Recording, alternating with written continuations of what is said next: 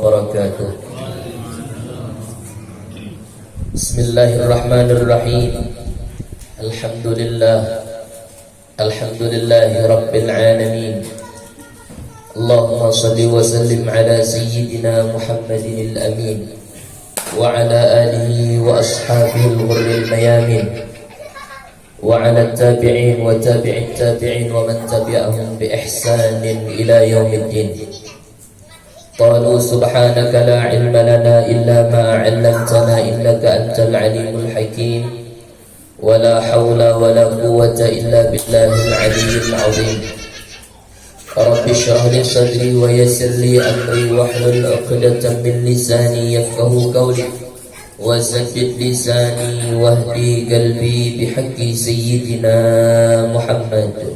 دستوركم يا أهل الدرك ويا أهل الباطن ويا أهل النوبة ويا أهل النور. نوينا التعلم والتعليم والتذكر والتذكير والنفع والانتفاع والإفادة والاستفادة والحث على التمسك بكتاب الله وسنة رسوله والدعاء إلى الهدى والدلالة على الخير وابتغاء وجه الله ومرضاته وقربه وثوابه سبحانه وتعالى. أما بعد. Alhamdulillah, puji dan syukur kita haturkan kehadirat Allah Subhanahu wa taala, di mana pada siang hari ini kita sama-sama ditakdirkan oleh Allah Subhanahu wa taala untuk berkumpul di dalam perkumpulan yang mulia semacam ini. Salawat teriring salam senantiasa terhaturkan dan terlimpahkan kepada junjungan kita, pemimpin kita, pedoman hidup kita, yaitu baginda Nabi besar Muhammad sallallahu alaihi wasallam beserta keluarga, sahabat dan pengikut beliau ila yaumil qiyamah. Hadirin wal hadirat yang dimuliakan oleh Allah Subhanahu wa taala. Baru saja kita telah selesai daripada pembacaan Maulid. Kita berharap bersama-sama mudah-mudahan apa yang kita baca daripada rangkaian-rangkaian salawat tersebut tersampaikan kepada Nabi sallallahu alaihi wasallam dan menjadi keberkahan untuk kita seberataan. Amin ya rabbal alamin. Ikhwan yang dimuliakan oleh Allah Subhanahu wa taala, berbicara tentang peringatan Maulid Nabi sallallahu alaihi wasallam, tentunya kita tidak akan pernah lepas dari sosok orang yang kita peringati maulidnya, yaitu Ar-Rasul sallallahu alaihi wasallam. Berulang-ulang tahun setiap datang daripada bulan Rabiul Awal, bahkan tidak terkhusus hanya pada bulan Rabiul Awal saja, bahkan setiap adanya acara-acara keagamaan, kita seringkali diperdengarkan oleh para ulama kita maupun tuan guru kita tentang cerita-cerita yang berkaitan dengan Rasul sallallahu alaihi wasallam. Dan istimewanya pula serta hebatnya pula dari cerita baginda Nabi besar Muhammad sallallahu alaihi wasallam ini, sungguh pun sering kita dengar, sering diulang-ulang, sering diperdengarkan. Yang demikian itu tidak pernah membuat jemu dan bosan orang yang mendengarkan.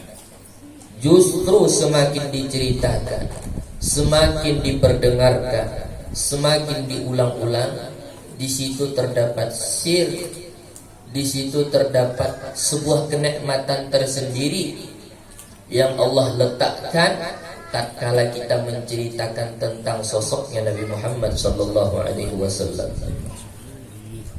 Hadirin yang dimuliakan oleh Allah Subhanahu wa taala, kalau kita berbicara tentang keistimewaannya Nabi, kesempurnaannya baginda Nabi sallallahu alaihi wasallam, tentunya terlebih dahulu Allah Subhanahu wa taala telah menceritakan tentang sosoknya Nabi Muhammad SAW di dalam Al-Quran. Begitu pula di dalam kitab-kitab para nabi yang terdahulu. Sehingganya Syekh Abdurrahman Ad-Dibahi mengatakan wa ma'asa an yugal fiman wasafahul Quran. Apa hendak dikata, kata Syekh Abdurrahman Ad-Dibahi, apa hendak dikata tentang sosok yang pribadinya telah disifatkan oleh Allah Subhanahu wa taala di dalam Al-Quran. Jadi sejatinya apa yang kita uraikan, pujian yang kita haturkan kepada Nabi Muhammad itu tidak ada artinya dibanding apa yang telah Allah sampaikan, apa yang telah Allah Ta'ala jelaskan tentang keistimewaan dan kemuliaan baginda Rasulullah SAW dalam Al-Quran. Begitu pula para ulama-ulama kita dari kalangan orang-orang saleh, entah itu dari kalangan para zuriyah Nabi Muhammad SAW itu sendiri, atau dari kalangan ulama yang mereka bukan bernisbat kepada Nabi Muhammad, nasabnya tidak tersambung kepada Nabi. Banyak daripada mereka ini tadi yang mengarang daripada kitab-kitab maulid yang isinya itu merupakan sejarah, syama'il, bahkan pujian kepada Nabi Muhammad SAW. Akan tetapi yang demikian itu tidak dapat menggambarkan secara pas bagaimana sosoknya Nabi Muhammad SAW itu sesungguhnya. Jangankan para ulama kita yang mengarang maulid, sahabat Nabi Muhammad SAW, Sayyidina Umar dan Sayyidina Ali ibn Abi Thalib karramallahu wajhah, yang kita kenal bagaimana kedekatan mereka kepada baginda Rasul SAW, setiap hari selalu dan senantiasa berkumpul dengan Nabi. Tentunya kita yakini mereka ini adalah orang-orang yang begitu kenal dengan sosoknya Nabi Muhammad. Akan tetapi manakala Sayyidina Umar dan Sayyidina Ali ini bertemu dengan Sayyidina Uwais Al-Qarni, manakala Sayyidina Umar dan Sayyidina Ali ini bertemu dengan Sayyidina Uwais Al-Qarni ini, maka Sayyidina Uwais Al-Qarni ini mengatakan kepada Sayyidina Umar dan Sayyidina Ali, ya Umar wa ya Ali, wahai Sayyidina Umar dan Sayyidina Ali, sesungguhnya kalian tidaklah mengenal akan sosoknya Rasulullah itu kecuali hanya bayangannya saja. Bayang sosok seperti Sayyidina Umar, sekaliber seperti Sayyidina Umar bin Khattab, dan sekaliber seperti Sayyidina Ali bin Abi Thalib, dikatakan oleh Uwais Al-Qarni, mereka ini mengenal sosok Nabi hanya sebatas bayangannya. Maka bagaimana dengan kita yang jauh hidupnya beratus-ratus tahun dibanding dengan para sahabat Nabi? Maka tidak ada sesungguhnya yang mengenal Nabi Muhammad SAW itu secara hakikat kecuali zat yang menciptakan Nabi Muhammad tersebut, yaitu Allah Subhanahu wa ta'ala. Akan tetapi lantas apa tujuan daripada para ulama mengarang kitab maulid? Kemudian tujuan kita memperingati maulid, kemudian kita membacakan tentang syama'ilnya Nabi, kita membacakan tentang sirah dan perjalanannya hidup Nabi Muhammad SAW. Tujuannya apa? Tujuannya apa yang demikian ini? Tujuannya karena memang dorongan rasa mahabbah dan cinta kepada Nabi SAW. Walaupun sejatinya tidak dapat mengungkapkan kesempurnaan yang sesungguhnya dimiliki oleh Nabi Muhammad, akan tetapi yang demikian ini dilakukan karena sebab dorongan rasa mahabbah. Apa kata Habib Ali menyebutkan dalam maulidnya? Da'it ta'alluqi bihadihil, apa tuh di dalam rawi maulid itu, dalam walaqad tasaffa itu, da'i ta'alluqi bihadihil karimah, kurang lebihnya demikian. Yang mendorongku, kata Habib Ali bin Muhammad bin Husain Al-Habsyi, untuk mengarang maulid ini adalah karena sebab kegandrunganku, kesenanganku kecintaanku kepada Nabi Muhammad sallallahu alaihi wasallam, dan karena sebab senangnya aku agar supaya maulid ini, cerita tentang Nabi Muhammad ini selalu diulang-ulang, diperdengarkan. Hanya sebatas itu. Tashwiqan lis-sami'in min khawasil mu'minin wa tarwihan lil muta'alliqin bihadzal nuril mubin. Agar supaya membuat orang-orang yang di dalam hatinya ada rasa mahabbah, ada rasa cinta, ada ikatan kepada Nabi Muhammad ini, menjadi ingin mencari-cari tahu tentang sosok Nabi Muhammad. Yang sebelumnya tidak kenal dengan sosok Nabi, ketika mendengar tentang cerita Nabi, lalu akhirnya penasaran. Karena Nabi ceritakan ini sosok yang sempurna, sosok yang indah. Kita manusia ini umumnya, lazimnya, itu tabiatnya senang dengan yang namanya keindahan dan kesempurnaan, siapapun orangnya. Misal contoh, ada orang ditawari hendak babini, misalnya, ikam hendak babini nang apa? Pasti jawabannya nang super komplit, hendak nang bungas, nang sugi, nang pintar, nang alim, plus nang lengkap. Kenapa? Karena memang tabiatnya manusia senang dengan yang namanya kesempurnaan. Nah, sosok Nabi Muhammad ini adalah sosok yang sempurna. Sosok yang sempurna.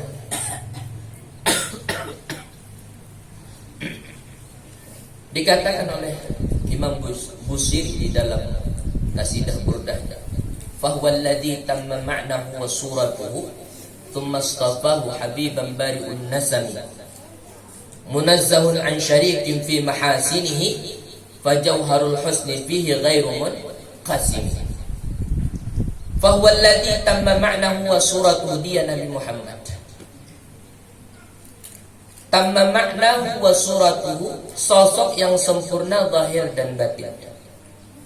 Thumma istafahu habiban bari'un nasabi, kemudian Allah Subhanahu wa taala memilihnya sebagai seorang kekasih.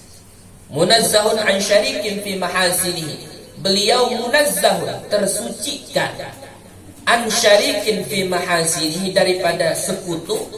Di dalam apa? Fi mahasinihi, di dalam keindahan. Jadi tidak ada satu orang makhluk manapun yang memiliki keindahan dan kesempurnaan semisal dengan Nabi Muhammad sallallahu alaihi wasallam. Kalau kita melihat ada orang bungas, orang bagus, parasnya tampan, memiliki kesempurnaan dalam batang tubuhnya, sesungguhnya Nabi Muhammad jauh dari apa yang kita bayangkan semisal sallallahu alaihi wasallam. Itu disebutkan di dalam untayan qasidah, untayan syair, itu disebutkan kalau para sahabat-sahabatnya Siti Zulaikha itu, tatkala mereka melihat ketampanan yang dimiliki oleh Nabi Yusuf, mereka terpotong tangannya, terhipnotis dengan terpotong tangannya. Maka seandainya Allah membukakan hijab sehingga orang bisa melihat ketampanan Nabi Muhammad, orang bukan lagi memotong tangannya, tapi justru akan memotong jantungnya, karena ketampanan yang dimiliki oleh baginda Rasulullah sallallahu alaihi wasallam. Ini sosok yang sempurna. Tabiatnya manusia itu senang dengan kesempurnaan. Jadi kalau ada manusia ketika mendengar cerita tentang Nabi Muhammad, siapapun orangnya, terlepas dia Islam maupun tidak Islam, maka ini akan tertarik dengan sosok yang satu. Kenapa? Sebab karena sempurna, indah luar biasa, indah luar biasa. Nah,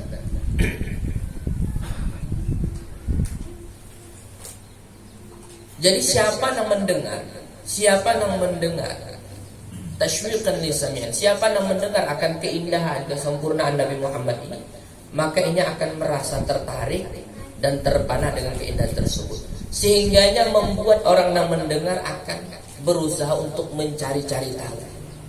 Jadi aneh kalau ada umat Islam yang mengaku sebagai umat Nabi, ketika mendengar cerita tentang sosoknya Nabi, kepribadian Nabi, tapi justru jangan senang. Nah, ini patut diragukan keimanannya kepada Nabi Shallallahu Alaihi Wasallam. Hadirin wal hadirat yang dimuliakan oleh Allah Subhanahu Wa Taala. Di sini sedikit kita membaca tentang bagaimana syama'ilnya Nabi Shallallahu Alaihi Wasallam agar kita bisa lebih mengenal dan mengetahui bagaimana sesungguhnya sosok Nabi Muhammad Shallallahu Alaihi Wasallam itu. Agar jangan sampai kita nih tahu lawan Nabi itu hanya sebatas tahu ngarannya aja. Nabi itu siapanya Nabi Muhammad. Adapun ciri-cirinya seperti apa, kemudian kepribadiannya seperti apa, akhlaknya seperti apa, kita nggak ada tahu. Nah, ini tidak bisa dikatakan sebagai orang yang cinta kepada Nabi. Karena sesungguhnya orang yang cinta kepada Nabi itu atau cinta kepada siapapun, ini pasti akan mencari-cari tahu tentang orang yang ia cintai. Itu sudah hukumnya kayak itu sudah. Bila kita ini kan tujuan seseorang, pasti kita tuh berusaha mencari-cari tahu. Ini kan tujuan apa? Makanan yang diketujuinya ini apa? Kemudian hadiah naiknya ketujui apa? Kelakuan naiknya ketujui nanti apa? Itu pasti kita akan mencari-cari tahu. Nah, begitu pula orang yang cinta kepada Nabi Muhammad Sallallahu Alaihi Wasallam. Ini sering kita baca. Cuma tidak masalah supaya menambah lagi ingatan kita dan menambah lagi eratnya kecintaan kita kepada Nabi SAW.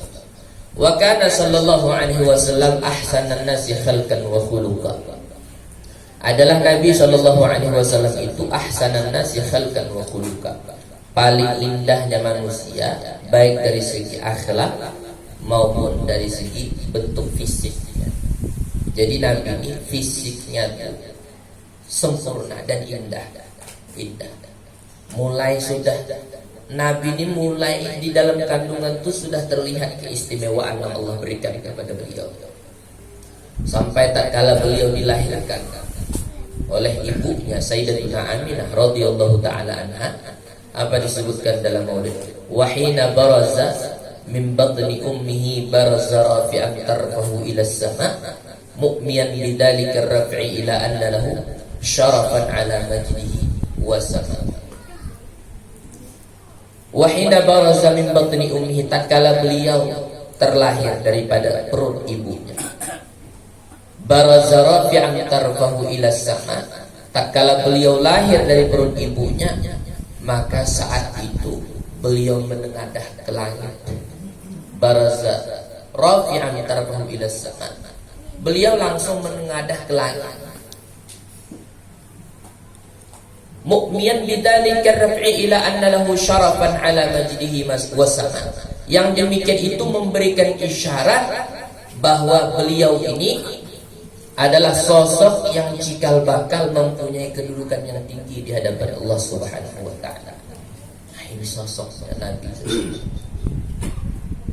Bahkan disebutkan oleh para ulama kita, Nabi itu tatkala lahir itu tidak sama sebagaimana kita lahir. Maaf, kalau kita lahir jalan tempat kotoran, ya kan? Kalaupun ada jalan parut itu operasi aja, gara-gara faktor kadatoberan normal. Tapi intinya aslinya sebujurnya lahirnya jalan tempat kotoran.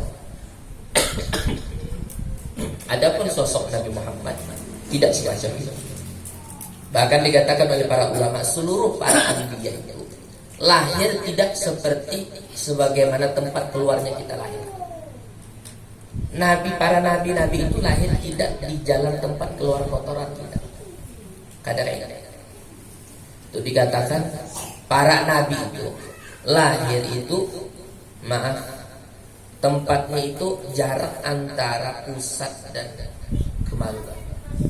Nah, disitulah illa Nabi Muhammad SAW, kecuali Nabi Muhammad.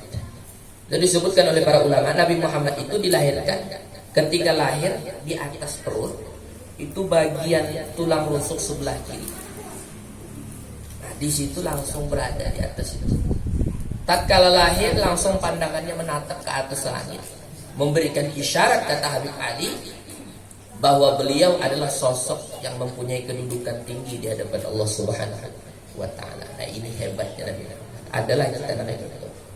Kita kan ada beranak keluar jalan kotoran. Jadi kayak kita ini apa hendak disombongkan. Ya kan ya. Keluarnya aja sudah kada bagus tempatnya. Dibuat diformulasi kita ini tadi dari hasil nang kada bagus. Dari air nang hina. Ya kan. Kemudian masuk kepada tempat nang kotor. Keluar kita pulang dilahirkan jadi anak dari tempat nang kotor. Jadi kalau kita mengingat hal-hal yang semacam ini, kadang mungkin kita akan bersifat sombong. Kenapa? Karena lahir dari tempat yang kada baik, tempat yang kotor. Beda dengan Nabi Muhammad. Pada hakikatnya Nabi Muhammad ini seandainya hendak sombong pantas. Ya wajar karena Nabi ini sempurna. Lah kita misalnya hendak sombong, kita sudah lahir dari tempat yang kotor. Kemudian tiap hari membawa kotoran di dalam awak kita. Iya kan? Maaf, palung kita berbau. Kotoran kita bau. Kalau Nabi apa? Nabi keringatnya harum, bahkan dijadikan minyak wangi oleh para sahabat. Air liurnya Sayyidina Ali ibn Abi Thalib karramallahu wajhah tatkala hendak perang Khaybar. Manakala Nabi SAW ingin menyerahkan liwat bendera itu, maka Nabi mencari Sayyidina Ali ibn Abi Thalib. Maka dikatakan oleh para sahabat bahwa Sayyidina Ali sedang dalam keadaan sakit mata. Kata Nabi, tolong panggilkan Sayyidina Ali di sini. Dipanggillah ayahnya Sayyidina Ali, diludahilah matanya Sayyidina Ali bin Abi Thalib. Maka seketika itu pula sembuh penyakit yang dimiliki oleh Sayyidina Ali karena berkah liurnya Nabi Muhammad sallallahu alaihi wasallam. Liur kita kan ada orang misalnya lewat lalu sakit mata, kita ludahi kira-kira ampih ada orang. Kada ampih malah kita tampilin orang. Maaf aja orang meludahi aku. Bukannya malah menyembuhkan, tapi justru malah menambah penyakit dan malah malah bau liur kita. Tapi kalau liurnya Nabi Muhammad ini harum, wangi, keringatnya harum. Wa idza marra bi tariqin 'urifa min tibihi annahu qad marra fi. Kalau Nabi itu lewat di suatu tempat, maka orang akan mengenal bahwa Nabi pernah lewat di tempat tersebut. Kalau dulu kalau sekarang ada istilah GPS. Kalau GPS ya, hendak mendeteksi, hendak mencari orang itu keberadaannya di mana, pakai GPS. Supaya kau mengetahui nih sipulannya di mana, orangnya di mana, pakai GPS. Kalau di zaman Nabi tidak perlu pakai GPS, cukup Nabi lewat, maka terdeteksilah di situ bahwa Nabi pernah lewat di tempat tersebut. Kenapa sebab? Karena orang bisa mengenal bahwa tempat tersebut pernah dilewati oleh Nabi Muhammad dengan harum yang tertinggal di situ. Sallallahu alaihi wasallam. Nah ini sosoknya. Jadi kalau semisal Nabi Muhammad ini hendak sombong, wajar, pantas, sebab memiliki kesempurnaan batang tubuh. Tapi sungguh pun demikian, Nabi kada sombong. Lah kita yang serba kekurangan ini terkadang kada tahu diri sombong. Hanya pina paraga bunga seekit asa iai sudah. Asa na kaya kada bajajak di tanah lagi sudah. Asa kaya tarabang sudah. Padahal bungas di kampung aja. Baya bawa ke kampung orang pajah juga. Bungas di kampung seorang, si anak itu aja primadonanya bisa di desanya. Baya bawa ke kampung orang ampe. Apalagi ini zamannya orang operasi kelas T. Nang kada bungas kan kau jadi bungas disulap ini ya kalau sarabanya nang kada mancong nih kau hendak diulah mancong zamannya canggih ini hendak napa pian kau asa berataan. Nah hadirin wal hadirat ini dimuliakan oleh Allah Subhanahu.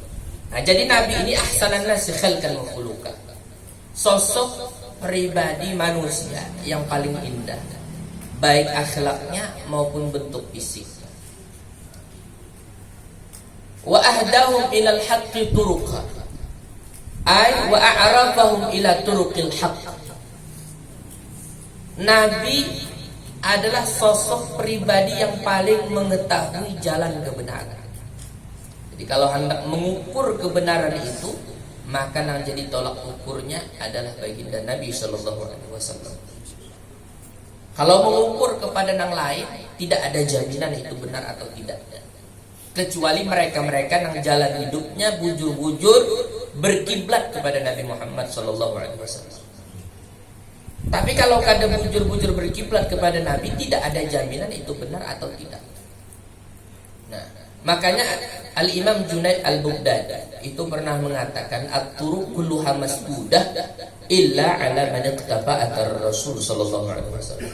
Jalan untuk selamat, untuk bisa sampai kepada Allah Ta'ala itu, kata beliau, semuanya tertutup kecuali hanya satu jalan. Apa itu jalannya? Yaitu mengikut dengan jalannya Nabi Muhammad sallallahu alaihi wasallam. Jadi kalau hendak mencari kebenaran bukan dengan jalan Nabi, itu pasti salah. Ada ajaran, pemahaman yang tidak berkiblat pemahaman tersebut kepada ajarannya Nabi, itu sudah dapat dipastikan pasti salahnya.